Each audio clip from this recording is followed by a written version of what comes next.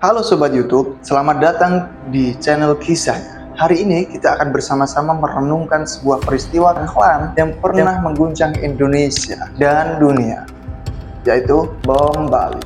2 dekade lebih telah berlalu sejak tragedi yang merenggut ratusan nyawa dan meninggalkan luka yang mendalam itu.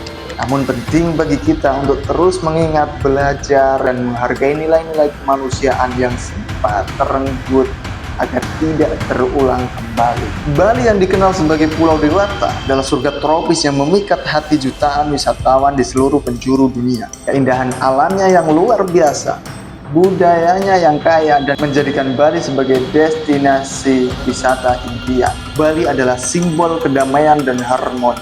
Sabtu malam 12 Oktober 2002 menjadikan malam yang tak terlupakan bagi masyarakat Bali dan dunia. 2 ledakan dahsyat mengguncang kawasan pariwisata Kuta yang sangat ramai pada waktu itu. Ledakan pertama itu terjadi di Padispat, diikuti oleh beberapa saat kemudian oleh ledakan yang jauh lebih besar yang membum tinggi disertai kobaran api di Sari Club, sebuah diskotek yang populer di kalangan wisatawan pada waktu itu. Kekuatan bom yang sangat besar menyebabkan kerusakan yang sangat parah dan kobaran api yang melalap bangunan di sekitar. Malam yang seharusnya menjadi malam penuh kegembiraan, malam pesta, berubah menjadi malam yang sangat mencekam. Tragedi ini merenggut nyawa 202 orang dari berbagai negara. Ratusan lainnya mengalami luka-luka fisik, luka-luka, trauma psikologis yang sangat mendalam bagi kehilangan sebagian dari kedamaiannya. Dampak dari bom ini sangat luas, tidak hanya bagi para korban dan keluarga mereka, akan tetapi juga bagi citra Bali dan Indonesia di mata dunia. Setelah ledakan dahsyat mengguncang Kuta Bali, aparat kepolisian dihadapkan pada situasi yang sangat sulit. Lokasi kejadian porak-poranda, saksi mata semua trauma dan kebingungan, serta minimnya informasi awal yang jelas. Jika kalian menjadi bagian dari investigasi kasus ini, apa yang pertama kalian lakukan adalah mengamankan barang bukti dan mencari sebanyak mungkin barang bukti itu. Akan tetapi ledakan dahsyat yang terjadi di area publik yang ramai ini menciptakan sebuah kekacauan yang luar biasa. Ribuan orang itu panik berlarian dan berusaha menyelamatkan diri masing-masing. Kondisi ini juga mempersulit upaya awal untuk mengamankan TKP dan secara utuh agar potensi menyebabkan hilangnya atau rusaknya barang bukti itu tidak terjadi. Langkah awal yang krusial ini adalah mengumpulkan barang bukti tadi dan menganalisis sisa-sisa ledakan. Tim forensik langsung diterjunkan untuk mencari serpihan-serpihan bom, termasuk residu, bahan peledak, kabel, dan komponen elektronik lainnya, untuk mengidentifikasi itu dan memilih barang bukti di tengah lautan puing-puing yang menjadi tugas yang sangat rumit. Ini akan memakan waktu. Tim forensik itu bekerja dengan sangat hati-hati untuk tidak melewatkan sekecil apapun petunjuk, apalagi menghilangkan barang bukti. Pada awal tahun 2002 atau 2000-an itulah, teknologi forensik kita itu belum semaju saat ini, maka analisis sisa-sisa bom, identifikasi DNA, pelacakan jejak-jejak digital menjadi keterbatasan teknis dan sumber daya. Di hari-hari pertama berbagai spekulasi bermunculan, berita-berita menayangkan berbagai tim investigasi terbaik diterjunkan bekerja tanpa lelah, berpacu dengan waktu untuk menemukan titik terang dalam kegelapan. Apalagi tekanan dari publik ini sangat keras untuk segera mengungkap siapa pelaku dan dalang dari bom Bali ini. Maka dari itu, analisa terhadap sisa-sisa bom mengungkapkan bahwa bom yang digunakan adalah bom yang sangat kuat. Diperkirakan mengandung ratusan kilogram bahan peledak, termasuk TNT dan potasium klorat. Rangkaian detonator yang kompleks menunjukkan perencanaan bom Bali ini itu sangat matang. Dalam merakit bom sangat ahli, karena bom ini yang diledakkan ini adalah sangat dahsyat sekali. Analisis terhadap serpihan inilah yang akan memberikan petunjuk nantinya mengenai jenis apa dan bahan peledak apa yang digunakan. Informasi ini menjadi kunci untuk mempersempit kemungkinan agar merucut kelompok mana dan individu mana yang terlibat dalam kasus bom Bali itu. Setelah polisi melakukan olah tempat kejadian perkara, secara menyeluruh, memetakan kerusakan dan mencari pola yang mungkin mengarah pada identifikasi pelaku. Polisi itu mencari saksi mata. Saksi mata inilah yang susah karena berhadapan dengan para saksi mata yang masih mengalami trauma akan kejadian ini. Setelah sekian lama polisi mengumpulkan barang bukti, akhirnya ada titik terang barang bukti, yaitu penemuan sisa-sisa mobil van Mitsubishi L300 berwarna putih yang diduga kuat digunakan untuk membawa bom di Sari Club. Nomor rangka dan nomor mesin yang tersisa menjadi petunjuk yang sangat berharga. Melalui penelusuran data dan kendaraan, polisi inilah berhasil mengidentifikasi pemilik mobil tersebut. Meskipun pemilik awalnya ini tidak terlibat langsung, petunjuk siapa pemilik mobil inilah, maka polisi menemukan jaringan yang lebih luas dan informasi yang lebih luas. Keterangan dari berbagai saksi mata yang selamat juga memberikan gambaran tentang ciri-ciri fisik beberapa orang yang mencurigakan di sekitar lokasi sebelum ledakan itu. Polri menyusun sketsa wajah dan menyebar semua sketsa wajah itu buat berdasarkan keterangan saksi. Investigasi tidak hanya berfokus pada bukti fisik di lokasi kejadiannya, tetapi juga melalui proses penelusuran aliran dana dan komunikasi yang mungkin dilakukan oleh para pelaku sebelum dan sesudah serangan itu. Tim khusus dibentuk untuk melacak transaksi keuangan yang mencurigakan dan menganalisis pola komunikasi melalui telepon dan internet. Langkah ini bertujuan untuk mengungkapkan jaringan yang lebih besar di balik aksi bom Bali tersebut. Maka dari itu, Polri dari pemerintah Indonesia bekerja sama dengan lembaga keuangan dan penyedia layanan telekomunikasi menjadi sangat penting untuk mengungkap jejak-jejak yang ditinggalkan oleh para pelaku teroris ini, yang mungkin dia sedang berusaha bersembunyi dan menghilangkan jejak-jejak. Informasi intelijen memainkan peran yang sangat krusial nih dalam mengungkapkan identitas para pelaku. Data dan analisis dari berbagai sumber baik di dalam maupun di luar negeri dikumpulkan dan dianalisis secara seksama. Kerjasama dengan badan intelijen dan kepolisian dari berbagai negara, terutama Australia dan Amerika Serikat, yang banyak warganya menjadi korban, memberikan kontribusi yang signifikan dalam pertukaran informasi dan keahlian. Berbagai petunjuk kecil yang awalnya itu terpisah, ini mulai terhubung berkat analisis intelijen yang mendalam, mengarah pada pola identifikasi kelompok teroris yang diduga kuat bertanggung jawab atas bom Bali ini. Maka dari penemuan sisa mobil L300 tersebut, diduga kuat itu digunakan di bom Sari Club. Maka keras tim forensik nih, analisis bukti-bukti di TKP, penelusuran kendaraan, aliran dana, dan informasi intelijen. Nama-nama pelaku ini mulai mengerucut. Salah satu nama yang paling awal teridentifikasi adalah Amrozi bin Nur Hasim. Dekat kepolisian itu menelusuri kepemilikan mobil L300 yang dibeli Amrozi yang menggunakan KTP asli.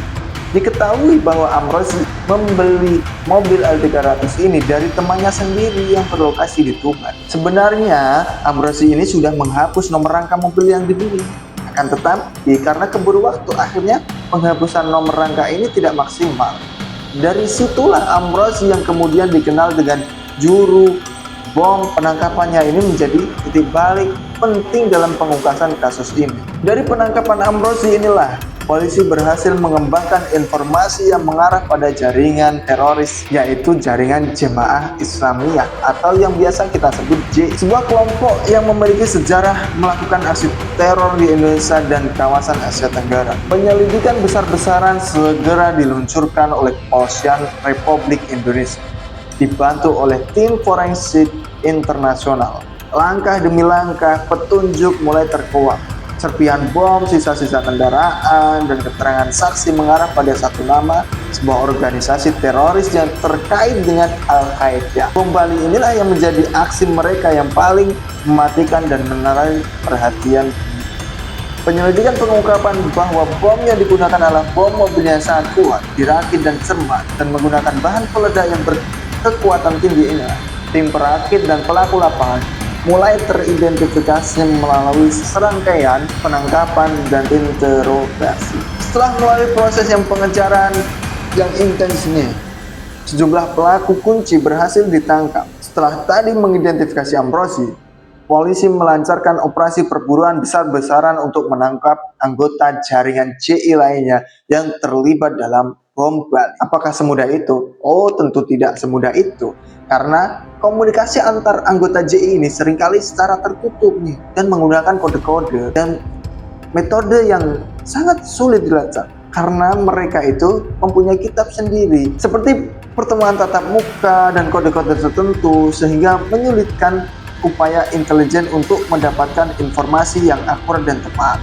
Indoktrinisasi ideologi radikal inilah yang kuat, dan sumpah setia baiat kepada pemimpin membuat para anggota JI lainnya ini sangat tertutup dan enggan bekerja sama dengan pihak kepolisian. Mereka itu cenderung melindungi satu sama lain dan menyembunyikan informasi yang penting. Maka setelah mengantongi nama Ambrozi ini, tim khusus langsung dari Polri dengan dukungan informasi intelijen yang sangat kuat segera menuju desa Ambrozi tinggal, yaitu di desa Tenggulun, Kecamatan Solokuro, Kabupaten Lamongan di Jawa Timur. Sebelum melakukan penangkapan nih, tim telah melakukan pengintaian di sekitar rumah Ambrozi untuk memberikan dan memastikan keberadaannya dan meminimalisir resiko yang terjadi nanti ke depannya. Maka tim ini sudah diterjunkan nih sebelum penangkapan dan penyergapan di rumah Ambrozi itu terjadi. Pada pagi hari tanggal 5 November 2002, tim bergerak cepat dan melakukan penyergapan di rumah Ambrozi. Petugas langsung mengidentifikasi Ambrozi ini sesuai dengan ciri-ciri yang telah dikantongi berdasarkan penyelidikan. Ia kemudian langsung disergap dan diamankan, langsung diborgol. Saat penambangan, polisi juga melakukan penggeledahan di rumah Ambrozi dan menemukan beberapa barang bukti awal yang saat itu barang bukti kemungkinan diduga kuat dalam perencanaan atau pelaksanaan bom. Berkat informasi dari Ambrozi yang sudah ditangkap ini dan penyelidikan satu persatu, maka polisi berhasil mengungkapkan beberapa nama yang membantu Ambrozi dan keterlibatan teman-temannya Ambrozi. Aku berhasil ditangkap Imam Samudra, Gufron, Ambrozi, Iwan Ismuddin alias Encep, Nurjaman, Ilham Balini, Umar Pate. Selain itu juga ada beberapa nama nih tersangka lainnya dalam kasus bom Bali, yaitu ada Abdul Goni, ada Abdul Hamid, Abdul Rauf, Ahmad Raihan, Ali Imron, Andi Hidayat, De Octavia, Arnasan alias Jimmy, Bambang Setiono, Budi Wibowo. Maka dari itu, mengapa Bali menjadi target?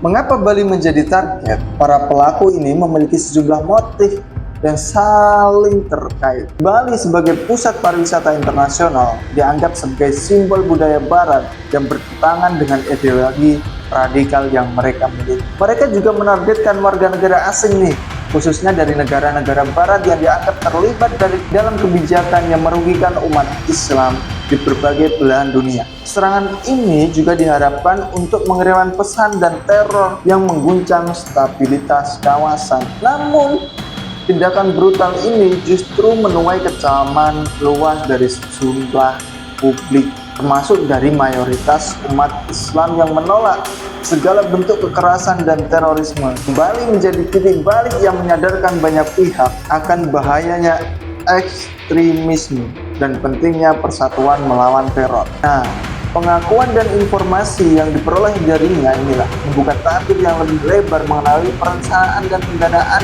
akan keterlibatan anggota JI lainnya dalam aksi bom Bali ini. Nah, setelah pelaku semua tadi ditangkap nih dan melalui proses investigasi yang panjang dan melelahkan, maka para pelaku ini dihadapkan pada proses hukum. Persidangan mereka menjadi sorotan dunia dan menjadi bagian penting dalam upaya menegakkan keadilan bagi para korban dan keluarga korban. Maka sebagian besar pelaku akhirnya divonis hukuman berat, termasuk hukuman mati bagi beberapa otak pelaku utama. Proses hukuman ini menjadi bukti komitmen pemerintah Indonesia untuk memberantas terorisme dan memberikan keadilan bagi para korban. Meskipun luka akibat tragedi ini tidak akan pernah sepenuhnya sembuh, proses hukum memberikan rasa keadilan dan penutupan bagi banyak pihak. Kisah bom Bali ini adalah testament dan dedikasi kerja keras dan keberanian aparat kepolisian Indonesia dalam menghadapi ancaman terorisme. Mereka berhasil mengungkapkan tabir dan kegelapan dan membawa para pelaku ke pengadilan. Tragedi ini menjadikan pelajaran berharga tentang pentingnya kewaspadaan, kerjasama internasional, dan penegakan hukum yang tegas untuk memberantas terorisme.